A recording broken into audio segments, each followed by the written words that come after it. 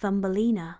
Once upon a time, in a cozy little cottage at the edge of a forest, lived a woman who longed for a child of her own. She had no children, and though she cared for birds and flowers and all the little creatures of the forest, her heart wished for a tiny child to love. One day, she decided to visit the flower witch, hoping she might grant her the one thing her heart longed for, a child. The kind flower witch gave her a magical barley seed. "Plant this in a flower pot," said the witch with a twinkle in her eye, "and something wonderful will grow." The woman rushed home, planted the seed, and waited. Soon, a beautiful flower bud appeared, and when it opened, oh, inside, sleeping on a golden petal, was the tiniest, loveliest girl she had ever seen. The woman gasps, her eyes widening with wonder at the sight of the tiny girl. She was no bigger than a thumb, so the woman named her Thumbelina. Thumbelina slept in a polished walnut shell cradle and bathed in a teacup. She danced on lily pads and sang songs so sweet that birds stopped chirping just to listen. The woman sang softly to Thumbelina. Her voice filled the cozy cottage with warmth and love. But one night, as she slept under a leaf cradle by the window, a big, grumpy toad hopped in.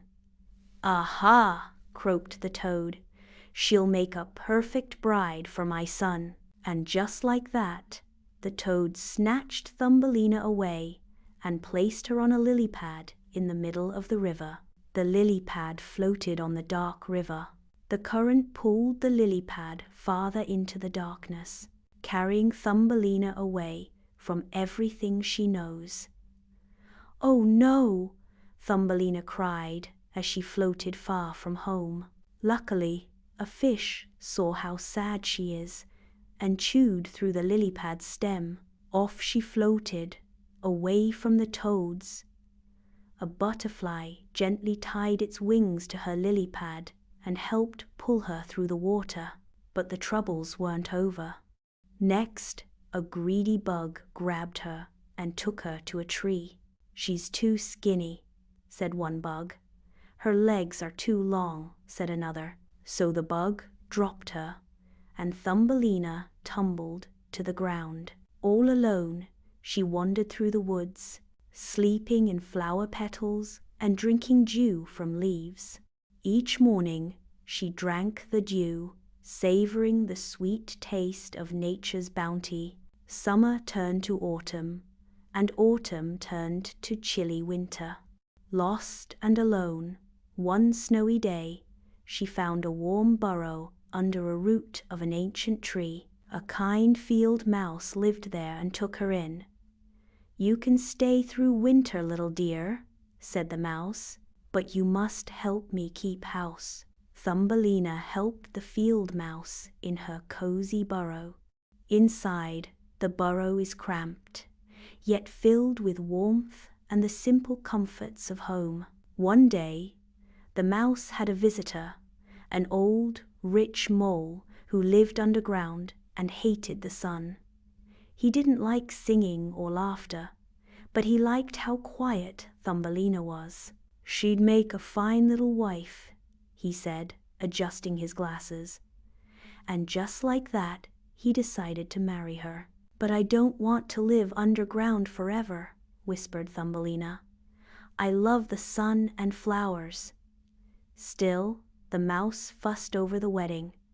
"You'll be lucky to marry a mole," she chirped. One day, while walking with the mole through a dark tunnel, Thumbelina spotted a little bird lying still, as if it were dead. She stopped and gently touched it.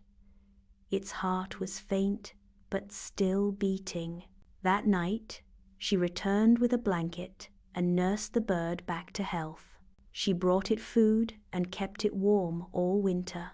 Spring came, and the bird, who was a swallow, was strong enough to fly. "Come with me," he chirped. "Let's fly far away to the warm lands." Thumbelina, looked at the sky, back at the mouse's burrow, then up at the sky. "Yes," she whispered, "I will come." They flew over fields and forests, rivers and mountains. At last, they reached the land of sunshine, full of flowers and song. Thumbelina slid from the swallow's back and landed in a tulip. They arrived to a land of sunshine, a world bursting with colors and cheerful melodies. It was like a magical heaven. Oh, surprise! Stood a tiny man, just her size, with wings like sunlight and a golden crown. He was the prince of the flower fairies. "Will you stay here and be my queen?" he asked kindly. "Oh, yes," said Thumbelina. So Thumbelina found her true home among the flowers and fairies, where she could sing and dance in the sun forever. And the flower fairies gave her a new name, May Blossom, for she had bloomed with joy in the month of May.